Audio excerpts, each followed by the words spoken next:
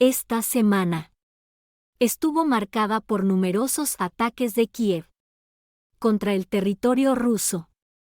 Zonas residenciales y población civil fueron blanco de constantes bombardeos. Las operaciones de Kiev contra la República Popular de Donetsk dejaron más de 5 heridos y hubo daños en al menos 8 edificios. Se precisa que se utilizaron municiones de racismo contra la infraestructura civil. Además, atacaron varios puentes que conectan Crimea con la provincia de Gerson, y lo hicieron con misiles de cruceros Tomsa-2, suministrados por Reino Unido. Durante la semana, Ucrania también llevó a cabo hostilidades con aparatos no tripulados. Intentó agredir instalaciones en Crimea y en la capital rusa y sus alrededores. Uno de los blancos más reciente fue un buque petrolero en el Mar Negro, lo que pudo haber desencadenado un desastre medioambiental. Moscú denunció el carácter terrorista de las acciones de Kiev, que asoció con el Estado Islámico. Advirtió de que los crímenes de guerra no quedarán impunes. El régimen de Kiev ataca más ciudades e instalaciones civiles, a veces a miles de kilómetros de la zona de combate, que infraestructura militar rusa, almacenes y depósitos de combustible. Y también recurre a métodos de terror individual, propios del Estado Islámico. Ya es la primera vez que los servicios de inteligencia occidentales creen o utilizan organizaciones terroristas, incluidos Daesh y Al-Qaeda, para promover intereses geopolíticos. En Ucrania implementaron un escenario similar.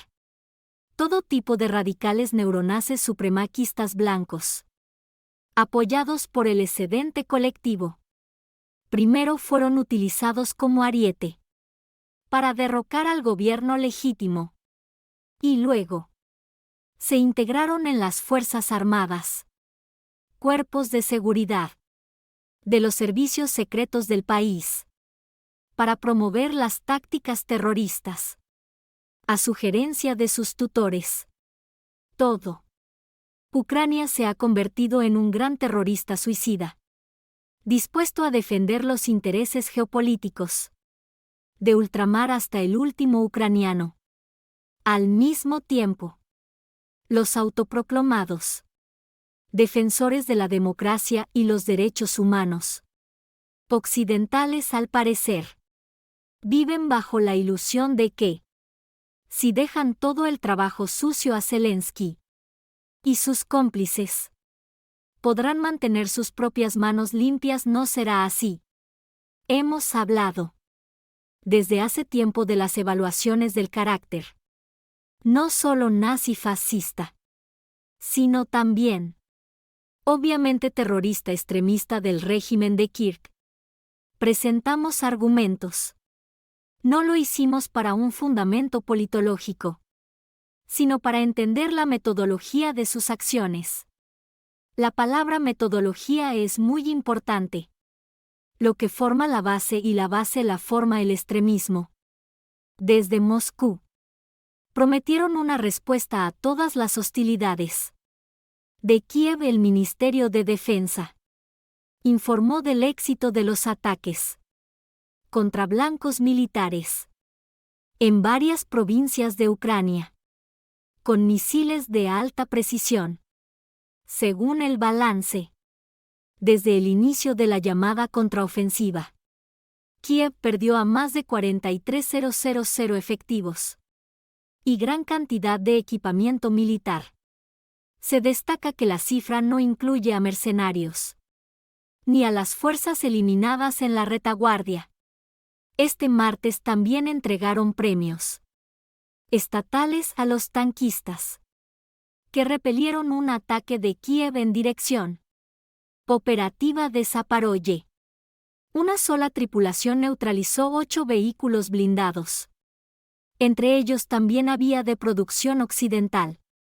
Uno de los combatientes contó la experiencia. Recién me llevo aquí un tanque. Vi un tanque cuando realizamos la primera maniobra. Le dije al artillero que se prepare. Al maquinista le dije que gire.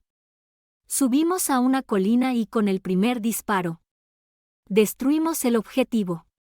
Después continuamos con 3 maniobras, despejamos todo. Cuando volvimos nos encontramos con un general. Nos dijo que hicimos un buen trabajo y que toda la tripulación recibiera la orden del coraje. Asumimos los riesgos. Todas las decisiones las tomaba yo. Lo que veía lo destruíamos. Si el objetivo era ese, lo hicimos. La sucesión presidencial en Ucrania ha estado en el foco de atención. El jefe del Consejo de Defensa y Seguridad Nacional, Alexei Danilov, negó la existencia de un plan de relevo. En el caso de la muerte de Vladimir Zailens, que calificó como insensatez. La información, publicada por el medio estadounidense Político, citando a expertos y funcionarios ucranianos. La editorial asegura que Kiev tiene 2 posibles escenarios para el reemplazo del jefe de Estado. Según la Constitución, el titular del Parlamento debería asumir provisionalmente estas funciones. Se trata de Ruslan Stefanchuk, miembro del partido de Zelensky, servidor del pueblo. No obstante, la publicación señala que tiene un índice de confianza relativamente bajo en las encuestas. Y de ahí surge otro plan hipotético de un gobierno colectivo, que incluiría a los ministros de Exteriores y de Defensa, entre otros altos cargos. La filtración mediática podría ser un intento de preparar el terreno para cuestionar la permanencia de Zelensky en el poder. No descarto que ésta esté trascendido, cuya verdad es relativa. Como todos los asuntos de la guerra, lo primero que pierde veracidad es la realidad. Me parece que es una operación. Apuntaba a poner en cuestión si Zelensky debe seguir gobernando Ucrania, o hay que buscar otra figura o un sistema colectivo, como se aduce en la noticia. Y hay que para algunas fuentes occidentales hay que encontrar la forma de sacarlo, de circular un cambio, cuando en realidad el único cambio varidero sería un gobierno en Ucrania desde Kiev, que acepte dialogar con las otras partes del conflicto, con la Federación de Rusia, y de esta manera encontrar una salida política y pacífica. En los últimos días, en las redes sociales, se hicieron virales videos que reflejan la atención entre los mercenarios extranjeros al servicio de Kiev. Continentes colombianos denuncian agresiones físicas y xenofobia, sumado a las malas condiciones y otros problemas. Esta semana, por medio de redes sociales, se hizo más evidente el trato a los extranjeros que decidieron enlistarse en las filas ucranianas y luchar en un conflicto ajeno. Me trata como un perro. La evidente tensión de las filadas de los mercenarios que eligieron combatir del lado de Kiev, reconocidos como la Legión extranjera. Se reflejan múltiples videos que se vienen conociendo semanas atrás, incluso en entrevistas con un noticiero colombiano. Uno de los mercenarios expresó: su malestar no cae en la cabeza de nadie. Que nosotros estemos acá, exponiendo y dando la vida por ellos. Y para recibir ese tipo de trato no. El experto Carlos Santamaría Enumera las razones que impulsan a estas personas a desplazarse cientos de kilómetros y poner en riesgo su vida. 1. La aventura. Creer en el cine, en las películas, como que las guerras se ganan fácilmente. 2. La ignorancia de lo que es una verdadera guerra, con leyes internacionales que están siendo totalmente violadas. 3. La búsqueda de dinero, de una ganancia, y que ya con este video empieza a decepcionarlos totalmente. Pero otra cuestión que está sobre la mesa es cómo sería el retorno de los colombianos a su patria, especialmente teniendo en cuenta que fueron a matar personas. Para el gobierno del señor Petro es ser un problema serio.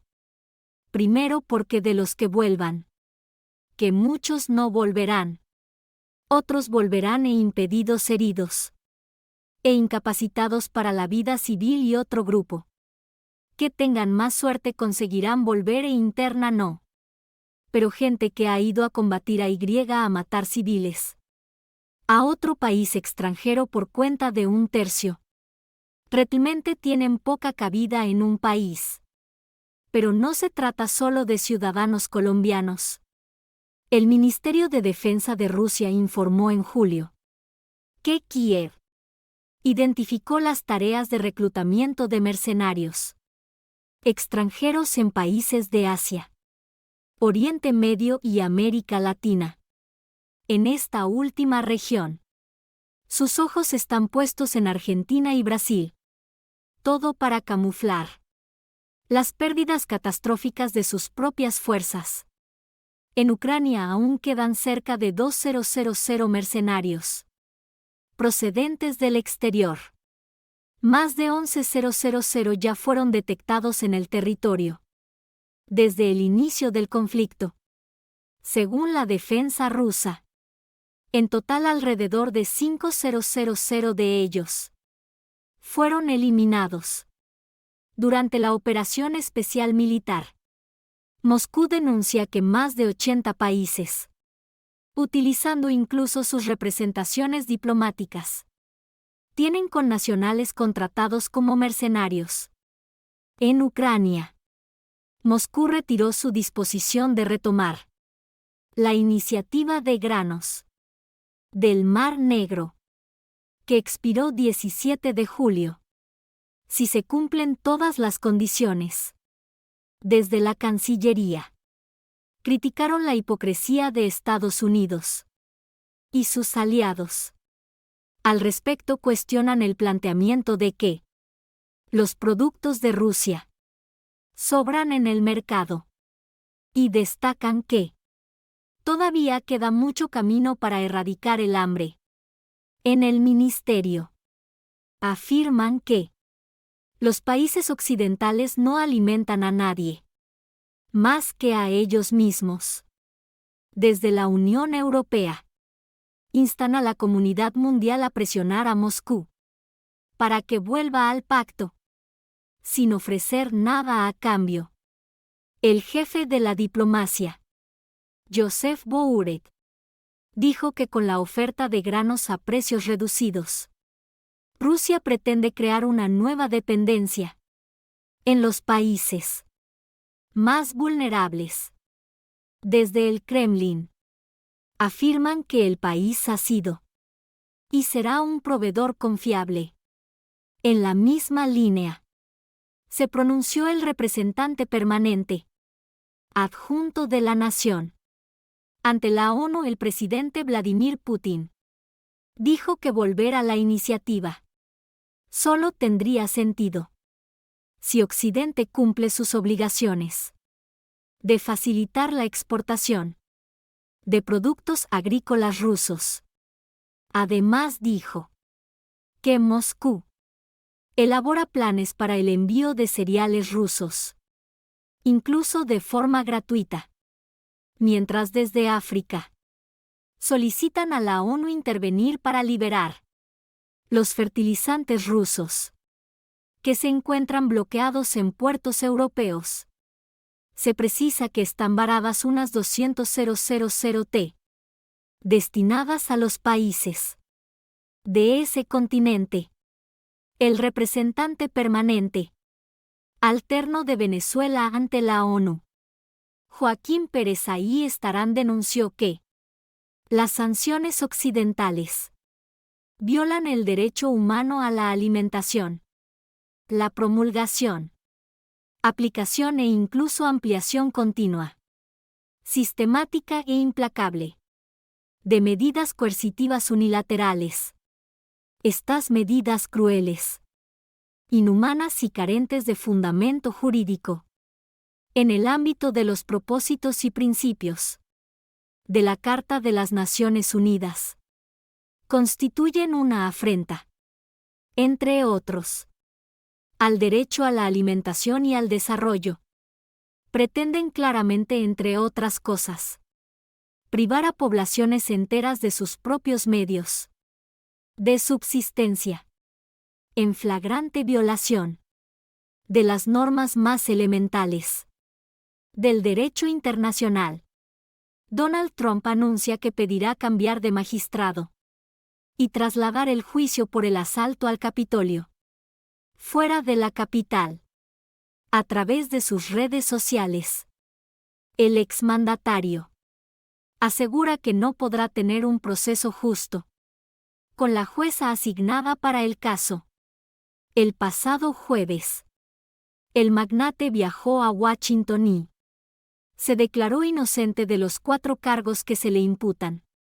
El juzgado aceptó dejarlo en libertad y fijó la próxima audiencia para 28 de agosto. Trump, favorito en las primarias del Partido República, no asegura que el Departamento de Justicia lo investiga por ser el principal oponente de Joe Biden para las elecciones del año que viene. Se trata del tercer y más grave proceso penal contra el expresidente, acusado de conspirar para anular los resultados de los comicios de 2020. Trump sostuvo que hubo fraude y que en realidad la victoria fue sufra. Los acontecimientos derivaron en la irrupción de sus partidarios en el Capitolio 6 de enero de 2021. El Consejo que tomó el poder en Níger cierra el espacio aéreo y afirma que un Estado extranjero prepara una invasión. Este domingo cerca de 30.000 simpatizantes de las autoridades militares se han reunido en un estadio de la capital. Venció ya la fecha límite establecida por la Comunidad Económica de África Occidental para que restablezcan al presidente depuesto. El organismo amenaza con una posible intervención armada. No obstante, The Wall Street Journal dice, citando a un alto cargo militar, que el bloque regional necesita más tiempo para preparar a las Fuerzas Armadas para la operación. La tensión entre México y Estados Unidos subió durante la semana tras la muerte de 2 migrantes en la zona de Boyas en el Río Bravo. Andrés Manuel López Obrador destacó que la política de Texas es inhumana y viola la soberanía de su país. Por su parte, el gobernador Greg Abbott acusó al presidente de no asegurar su frontera.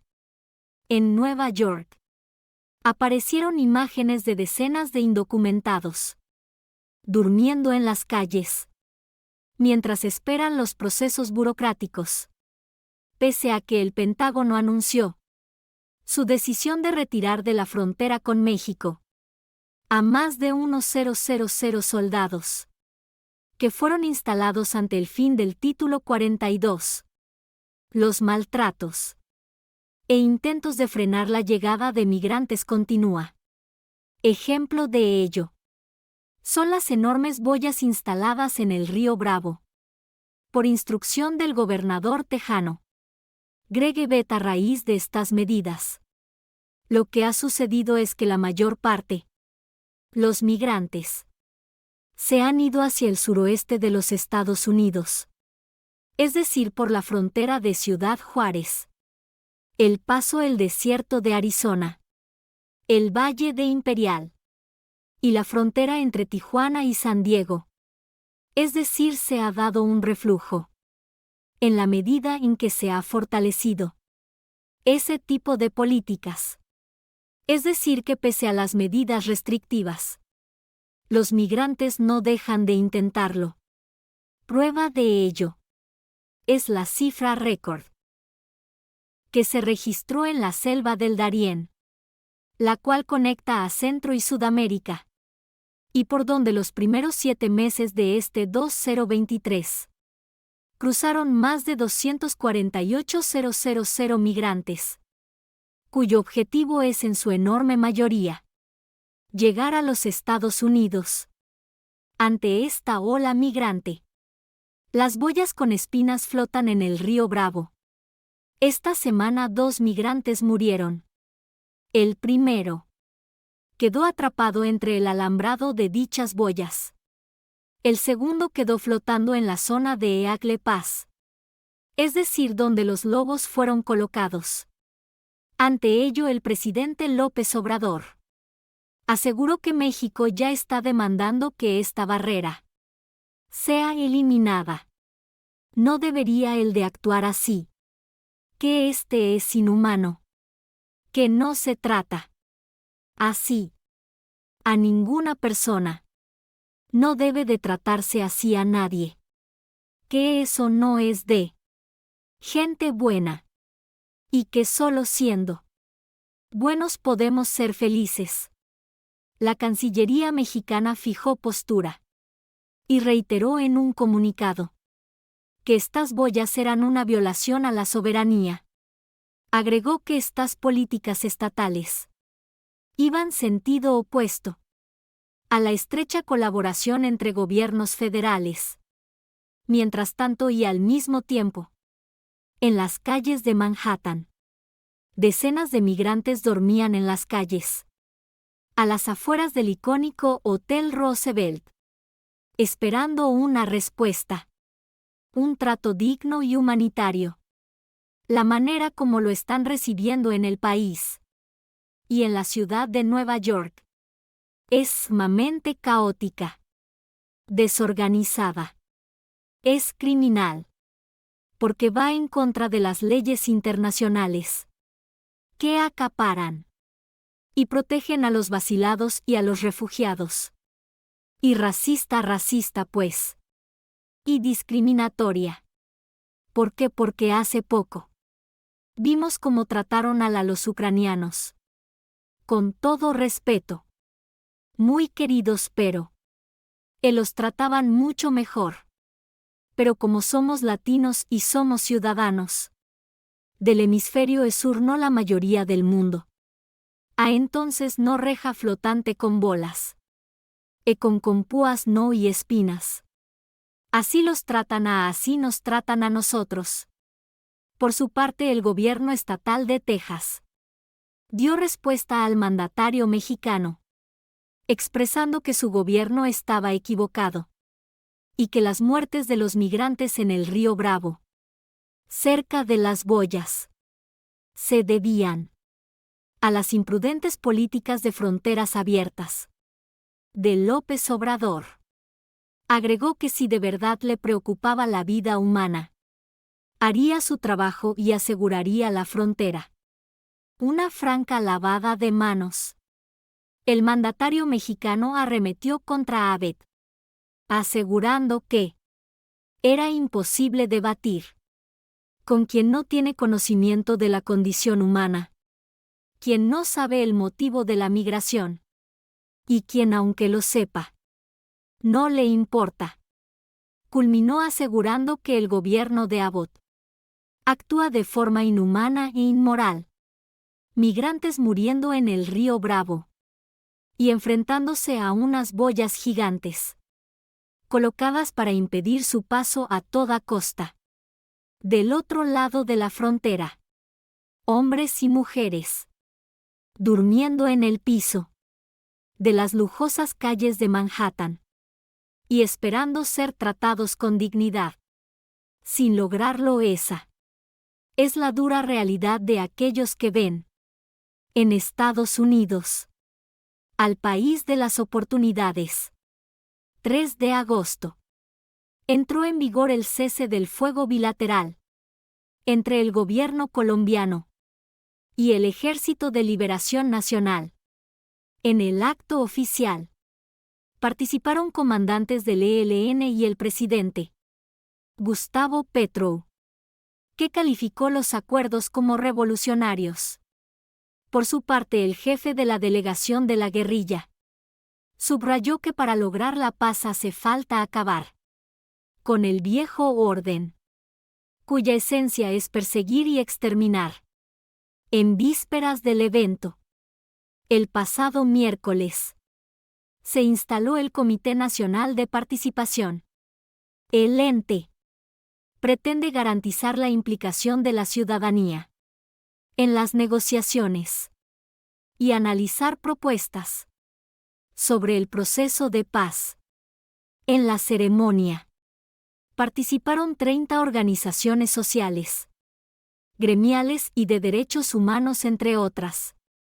El cese del fuego bilateral significa la instalación de una tregua de 180 días, tras cerca de 8 meses de arduo diálogo. Desde La Habana también celebraron el acto histórico y expresaron su satisfacción. Fue en la nación caribeña donde el gobierno de Petro y el ELN llegaron al consenso en junio. En México, el uso de drones va ganando cada vez más peso en el arsenal de las organizaciones criminales. Los carteles utilizan estos artefactos no solamente para atacar a grupos rivales, sino también a la policía y a la población civil. El gobierno presentó una iniciativa para regular su uso y castigar a quienes los empleen con fines directivos. Hace casi 6 años que ericuló la noticia del primer aseguramiento de un dron en manos de hombres armados y que transportaba una carga explosiva en el estado de Guanajuato. Si bien este tipo de ataques aéreos no tripulados no eran nada novedosos, lo que sí resultó inédito fue que las bandas criminales incursionaran en este tipo de acciones propias de conflictos bélicos y que ahora forman parte del portafolios de organizaciones como el Cártel Jalisco Nueva Generación o el Cártel de Sinaloa. Hoy este tipo de ataques y atentados con drones son más comunes en México.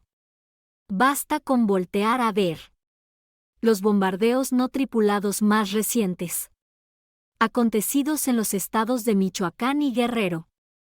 En la gran mayoría de los casos, si no en todos, los drones son comerciales.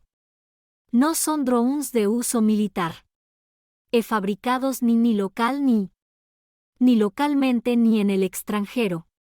Los grupos criminales mexicanos suelen tener acceso a personal técnico especializado para muchas tareas, desde mantenimiento de vehículos hasta modificación de armas, fabricación de explosivos creación y mantenimiento de redes de telecomunicaciones. Entonces es muy probable que cuenten con técnicos suficientes para alterar básicamente cualquier dron comercial para poder utilizar para sus propios fines. Ahora un dron común y corriente y prácticamente a la mano de cualquier persona que pueda costearlo. Innovó la manera en la que las organizaciones criminales realizan sus ataques y atentados entre sí, y lo mismo contra soldados y policías que contra la población civil. En tanto este tipo de operaciones remotas, en ocasiones con impactos de baja intensidad y resultados fallidos, continúan realizándose en el país, sin ningún tipo de freno.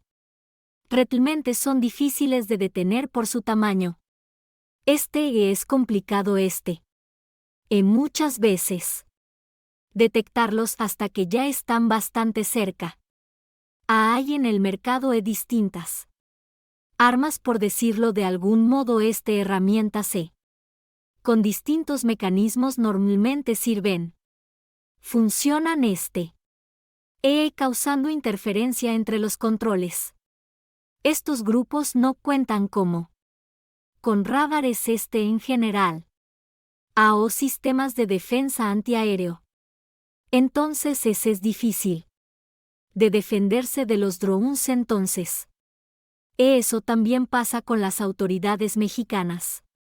Recientemente, el gobierno de México envió una iniciativa al Congreso para reformar el Código Penal y la Ley de Armas de Fuego y Explosivos, para regular el manejo y el uso de drones y evitar en su caso, castigar a la persona que utilice estos dispositivos para arrojar artefactos explosivos, armas o sustancias químicas en contra de bienes o de cualquier otra persona.